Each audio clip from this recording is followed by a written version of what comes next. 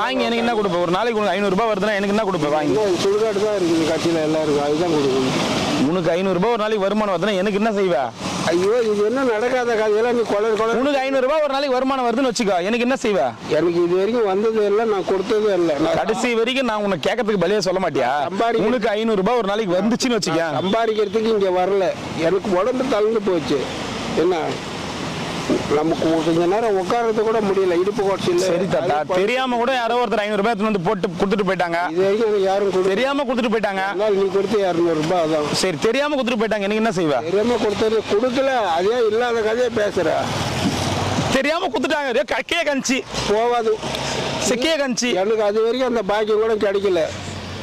குந்தரத்துக்கு நேரிலே நான் சொல்றேன், நீ உட்கார இடத்துல காத்துல பறந்து வந்துருச்சு 500 ரூபாய். அது வரலையே, வராத கேட்டோம் எப்படி சொல்றது? தெரியாம வந்துச்சு, இப்ப நாளைக்கு வருது.